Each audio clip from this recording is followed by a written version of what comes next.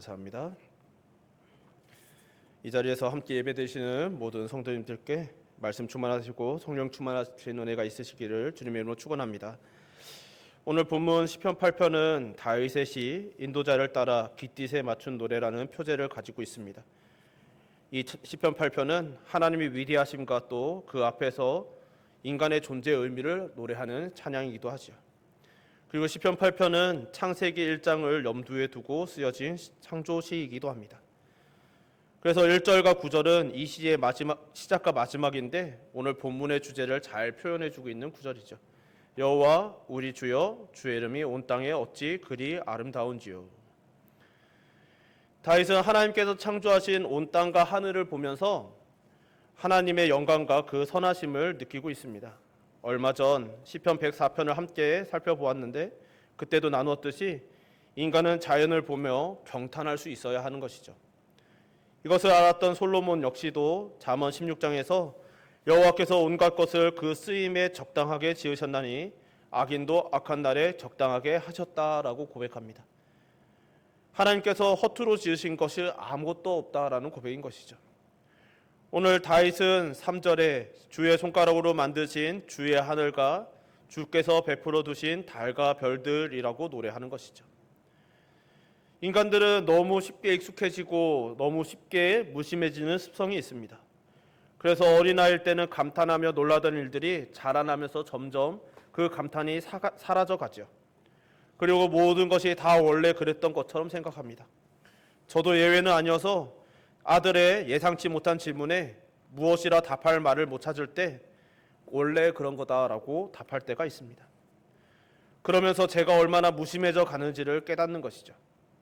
이것을 다윗은 2절에 주의 대적으로 말미암아 어린 아이들과 젖먹이들의 입으로 권능을 세우시며 이는 원수들과 보복자들을 잠잠하게 하려 하심이니다라고 고백하는 것이죠. 또 바울은 로마서 1장에서 창세로부터 그의 보이지 아니하는 것들 곧 그의 영원하신 능력과 신성이 그 만드신 만물에 분명히 보여 알게 되나니 그러므로 저희가 핑계치 못할지니라라고 고백하는 것이죠.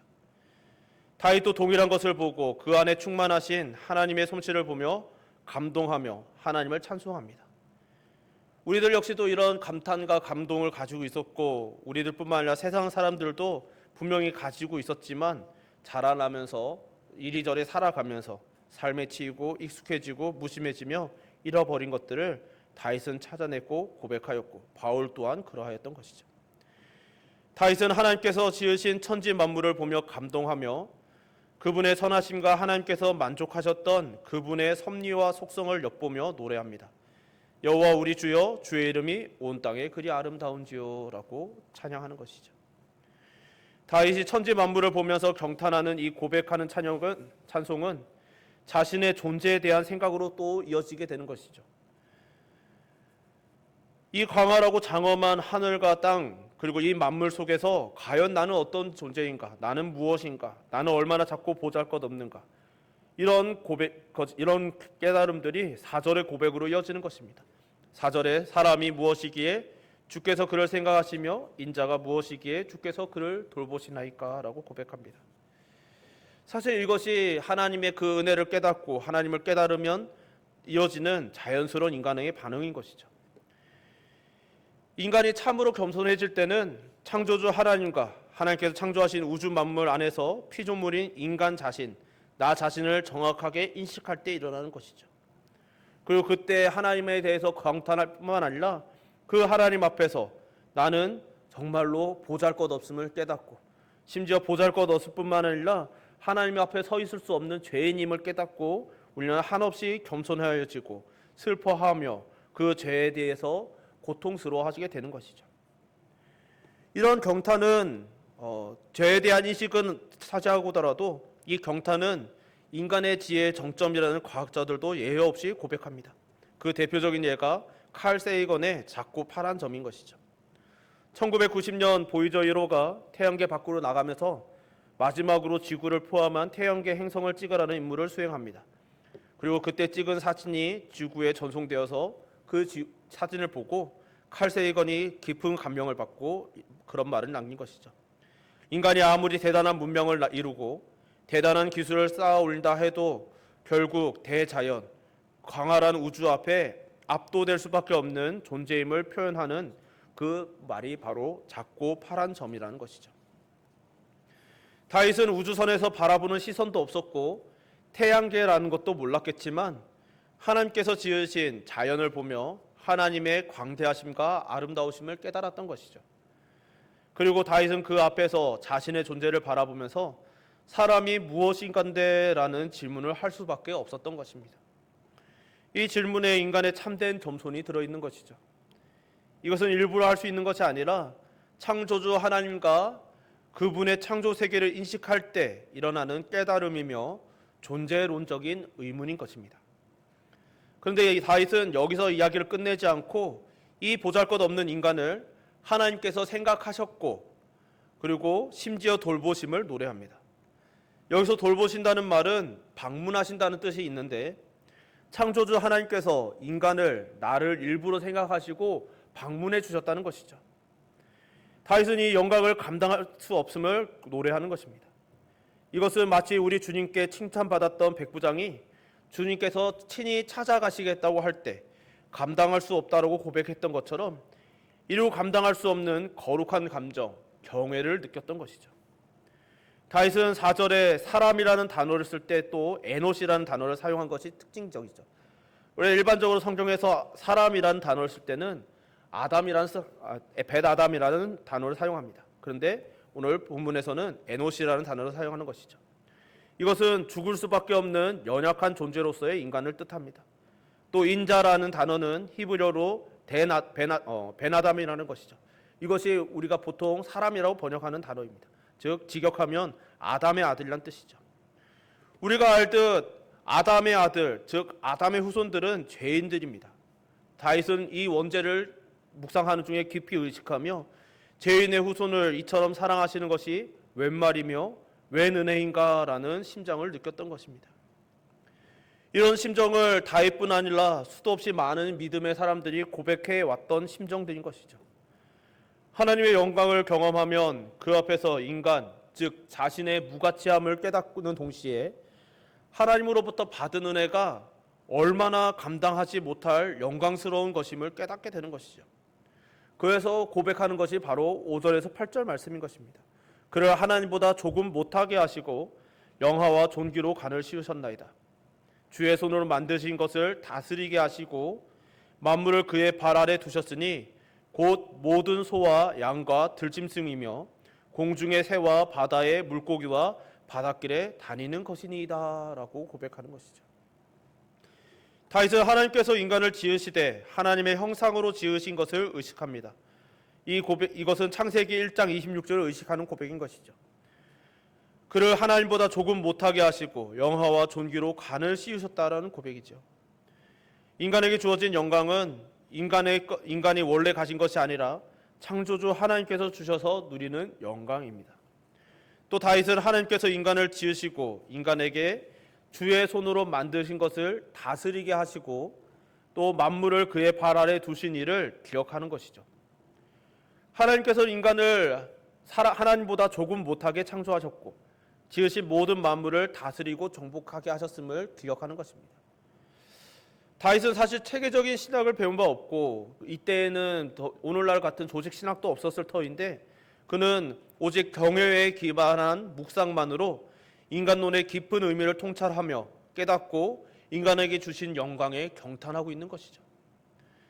이렇게 다윗이 통찰하듯 인간이 창조주 하나님의 영광을 보고 그 만드신 우주 만물의 광대함을 알고 그 앞에서 자신을 겸손하고 깨닫고 겸손해진다면 세상이 얼마나 아름답고 영광스러울까요? 인간은 하나님을 바라보고 닮아가도록 창조되었음에도 하나님을 바라보기를 원하지 않습니다. 인간은 하나님을 닮아가기보다 이 땅의 존재들을 바라보며 자신들의 우월함을 느끼길 원하는 것이죠. 오늘날에도 수많은 사람들이 서로 비교합니다. 내가 좀 더 낫고 내가 좀 더 우월하고 어떻게 하면 내가 좀 더 나은 우월감 혹은 전능감을 느낄지를 고민하며 살아가는 것이죠. 그러기 위해서 수도 없이 경쟁하고 수도 없이 상대방을 비난하고 비방하고 헐뜯습니다. 이런 것들을 보면서 참 안타까움을 느끼게 되는 것이죠. 인간은 하나님을 바라보고 닮아가도록 창조되었음에도 그러지 못하고 있는 것입니다. 그리고 그런 관점으로 나타난 세계관이 진화론적 세계관인 것입니다. 진화론의 문제는 진화가 실제로 있었냐 없었냐 여부가 아닙니다. 진화로 보일 수 있는 특성은 있을 수 있는 것이죠. 그러나 그런 변화가 있었냐 없었냐의 문제가 아니라 이 진화론의 문제는 인간이 만물을 바라보는 관점, 그 중에서도 인간 자신을 바라보는 관점을 왜곡시킨다는 것이 문제인 것이죠. 인간을 동물들과 비교하면서 우리들이 동물들보다 낫고 더 진화되었으니 우리가 우월하다고 말합니다. 그럼으로써 인간의 교만을 정당화하는 것이죠. 이 시대의 아이들, 아니 어쩌면 어른들도 인간을 짐승이라고 표현하거나 동물 중 하나라고 표현하는 일이 흔합니다. 세상 지식이나 시험 점수를 위해서는 그것이 맞으니 뭐라 말하기 힘들 때도 있습니다. 창조 질서를 왜곡하고 뒤집고 싶어하는 반역의 심리가 인간 사회의 지배적인 가치관이 되어가고 있는 것이죠. 그리고 이제는 그것이 정상이 되어가고 있습니다. 심지어 교회 안에서도 다윗처럼 보고 다윗처럼 생각하며 다윗처럼 말하는 사람들이 점점 줄어들고 있습니다. 이것이 아담의 후손들인 것이죠. 여기에 그런데 복음이 있는 것입니다. 그런 반역의 자손들을 하나님 아버지께서 생각하셨습니다. 그리고 성자 하나님 예수 그리스도께서 찾아오신 것이죠. 히브리서 기자는 이것을 이렇게 고백합니다. 사람이 무엇이기에 주께서 그를 생각하시며 인자가 무엇이기에 주께서 그를 돌보시나이까. 그를 잠시 동안 천사보다 못하게 하시며 영광과 존귀로 간을 씌우시며 만물을 그 발 아래에 복종하게 하셨느니라 하였으니 만물로 그에게 복종하게 하셨은즉 복종하지 않은 것이 하나도 없어야 하겠으나 지금 우리가 만물이 아직 그에게 복종하고 있는 것을 보지 못하고 오직 우리가 천사들보다 잠시 동안 못하게 하심을 입은 자 곧 죽음의 고난 받으심을 말미암아 영광과 존귀로 간을 쓰신 예수를 보니 이를 행하심은 하나님의 은혜로 말미암아 모든 사람을 위하여 죽음을 맛보려 하심이라라고 기록하는 것이죠. 히브리서 기자는 시편 8편 다윗의 이 고백을 예수님께서 오시는 메시아를 예언한 그 예언의 시로까지 해석하고 있는 것이죠.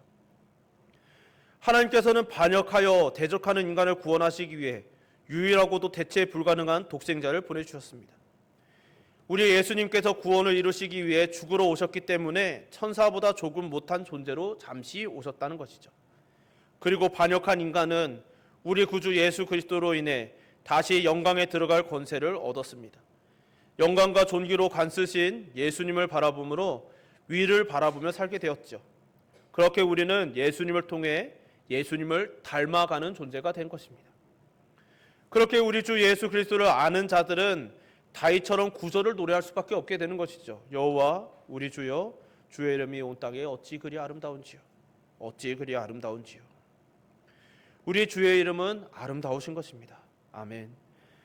그러므로 사랑하는 성도 여러분, 우리가 다윗의 깊은 영성을 본받을 때는 그래서 인간이 누구인지 알고 또 우리에게 주신 영광을 옷 입고 살아가려면 우리 주변에 세상 영광을 옷 입은 사람들이 아니라 이 다윗이 그러하였듯이 창조주 하나님을 바라보아야 하는 것이죠.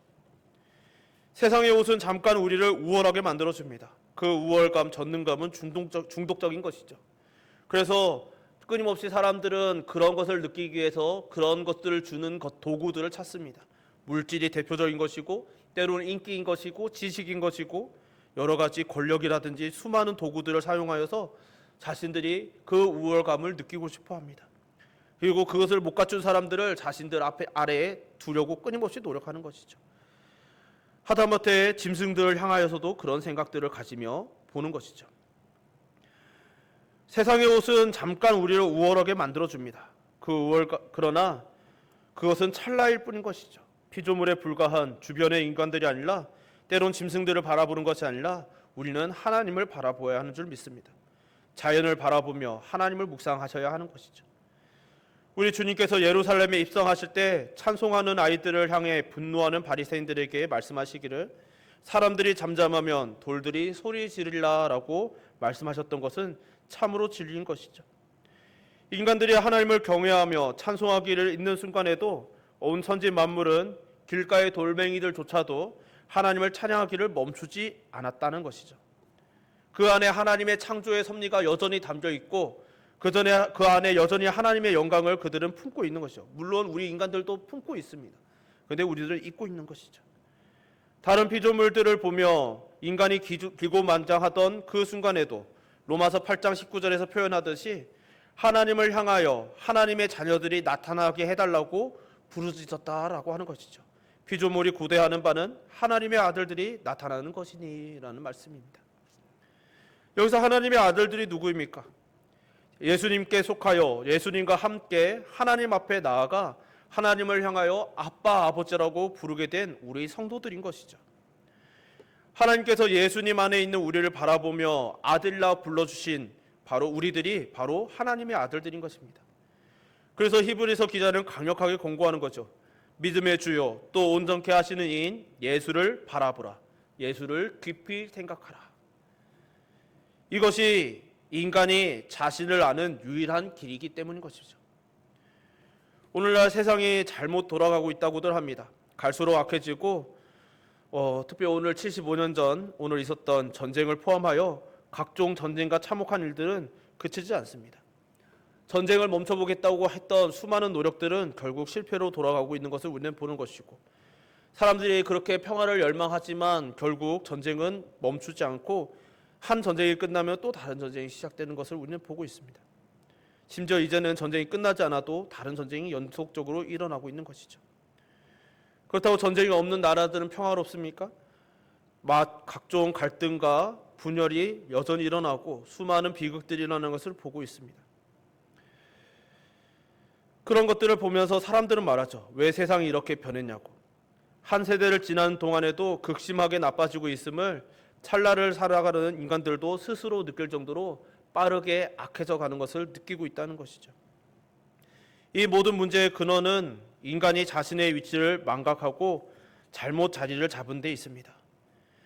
오늘날 진화론뿐만이 아니라 사실 근본적으로 인간은 자신들의 위치를 잘못 잡고 있는 것이죠. 에덴에서의 원죄는 아담과 하와가 자신들의 존재를 망각하고 다른 자리를 찾은 데서 시작되었습니다. 그들은 하나님의 자리에 앉고 싶었던 것이죠. 그래서 그 아담의 자손들인 우리들 역시도 본질적으로 그런 존재로 살아갑니다. 그래서 우리 인간들은 결국 진화론적인 세계관을 만들고 자꾸 우리들이 앉을 자리를 찾아가는 것이죠.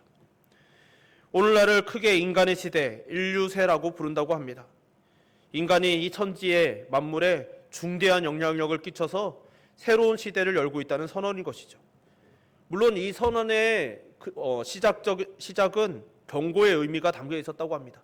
인류가 그만큼 중대하고 위험한 영향을 끼치고 있으니 우리가 조심하자라는 의미를 담아서 한 인류세라는 선언이었다는데 물론 시작은 경고의 의미였다지만 이것이 인간의 교만함을 담긴 선언이었던 것이고 이후로 많은 이들이 인용하면서 교만함이 담긴 선언으로 활용하고 있는 것이죠. 그리고 그런 선언의 뿌리에는 계몽주의 이후 인문학이 발전함으로써 인간을 높이는 인본주의가 있습니다. 진화론적인 세계관 또한 그 뿌리에서 나왔던 것이죠. 아이러니하게도 인간들은 인문학이 발전하고 인본주의가 발전하면서 자신들이 높아질 줄 알았습니다. 그러면서 인문학과 인본주의를 통해 자신들이 높아지는 줄 알았지만 결국 그것의 발전의 단계로서 그들이 말하고 있는 것은 무엇입니까? 결국 인간은 잘 발전한, 잘 진화된 동물에 불과하다고 스스로를 격하한 것이었습니다. 하나님께서는 우리를 하나님의 형상을 닮은 존귀한 존재라고 하시는데 우리는 잘 발전된, 진화된 고등생물이라고 말합니다. 또 수많은 여타 유인원이라 불리는 비슷한 고등생물들과의 진화 경쟁에서 이긴 살아남은 동물이라고 말하는 것이죠. 이것을 통해서 자신들이 좀 더 지혜롭다고 말하고 좀 더 과학적이라고 말하며 또 정말 현명한 합리적이고 이성적인 생물이라고 말을 하지만 그것을 통하여서 우리는 더 이상 하나님의 형상을 닮은 정말 신적인 그 형상을 닮은 존귀한 존재가 아니라 그냥 이 세상에 흔하게 흔하고 널린 생물의 중에 하나일 뿐이라는 것이죠. 그리고 우리들 역시도 그들 동물들과 언제든지 그 경쟁에서 밀릴 수 있는 그런 짐승일 뿐인 것입니다. 성경은 인간의 고통의 원인인 우리의 위치를 알지 못하고 엉뚱한 자리에 있어서라고 말씀합니다. 오늘 시편 8편은 다윗의 묵상을 통해서 자신의 위치를 깨닫고 외친 경탄과 한의의 노래인 것이죠.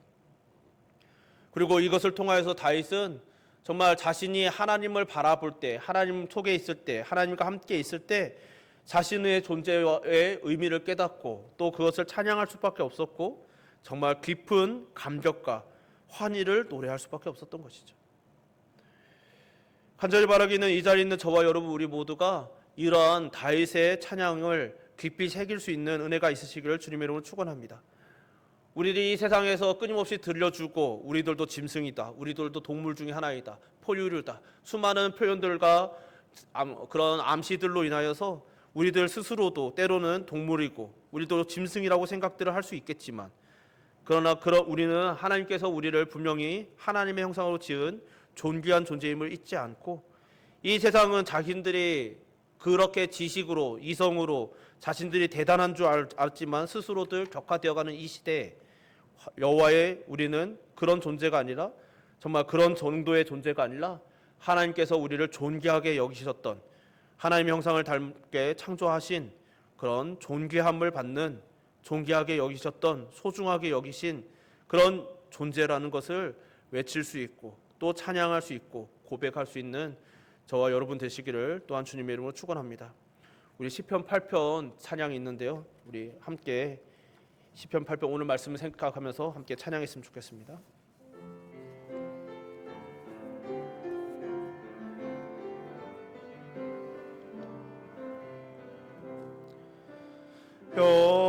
여호와 우리 주여 주의 이름이 온 땅에 어찌 그리 아름다운지요 어찌 그리 아름다운지요 여호와 우리 주여 주의 이름이 온 땅에 어찌 그리 아름다운지요 어찌 그리 아름다운지요 주의 손가락으로 지으신 주의 하늘과 주가 베풀어 두신 달과 별 내가 보니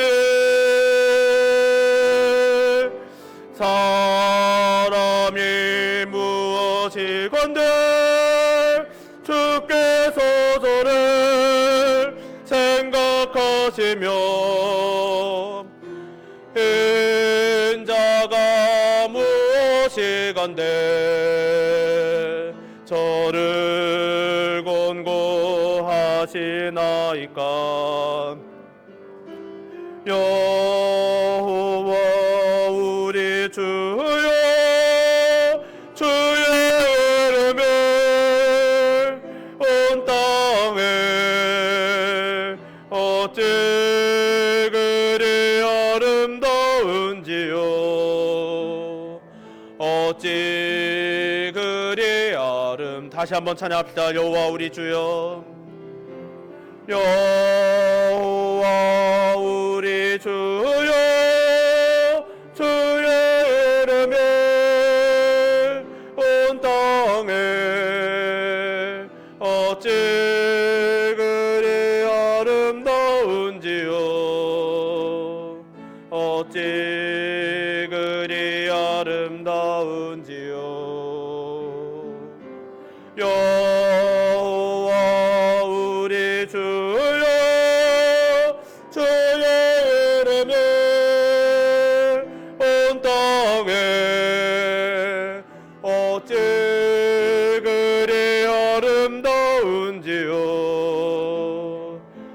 어찌 그리 아름다운지요.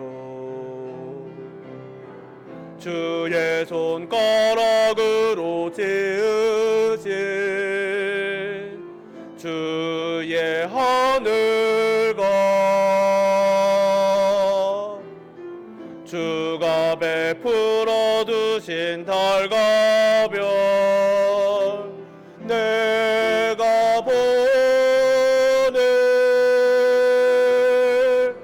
사람이 무엇이건대 주께서 저를 생각하시며 인자가 무엇이건대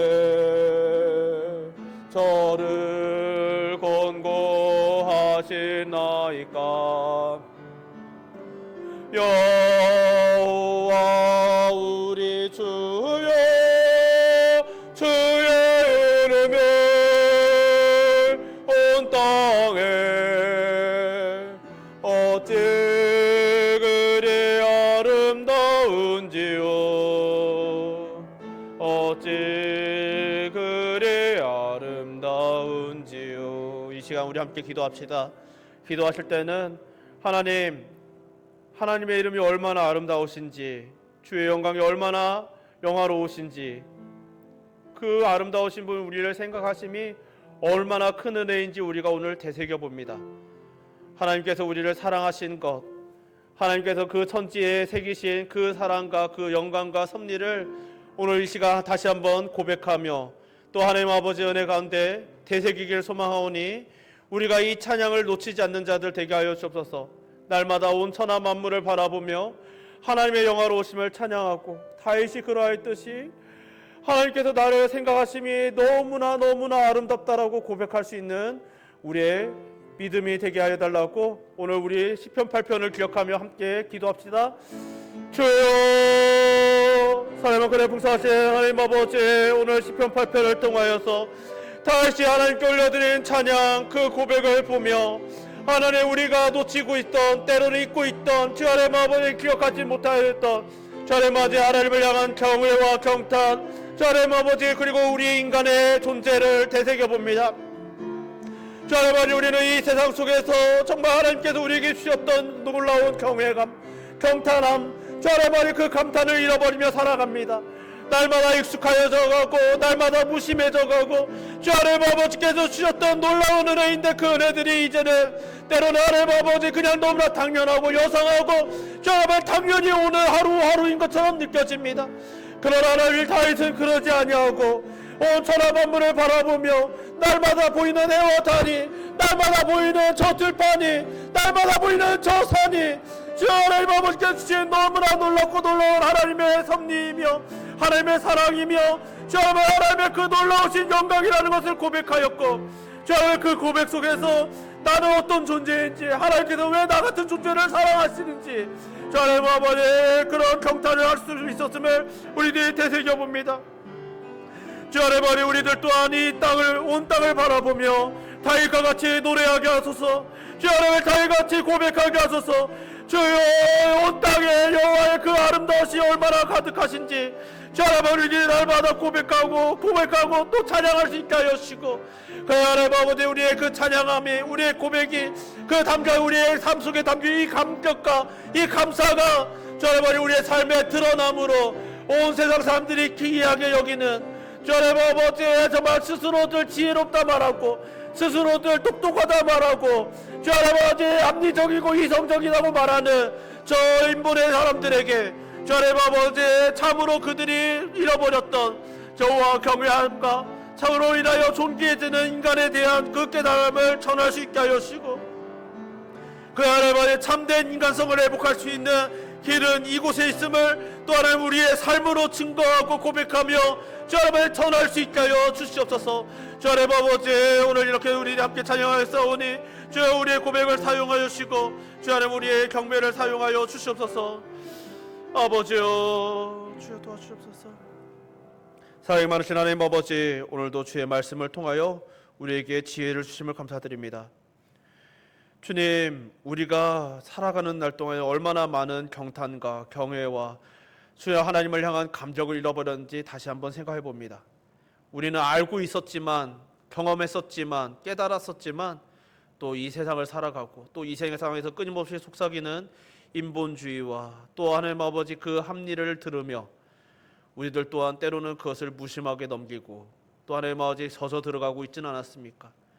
우리가 하나님 앞에서 어떤 존재인지를 무심코 넘어가고 있었으며 때로는 이 세상이 말하는 대로 우리 인간은 동물이고 짐승이고 정말 고등생물이라고 말하는 말을 여상하게 내뱉고 있지는 않았습니까?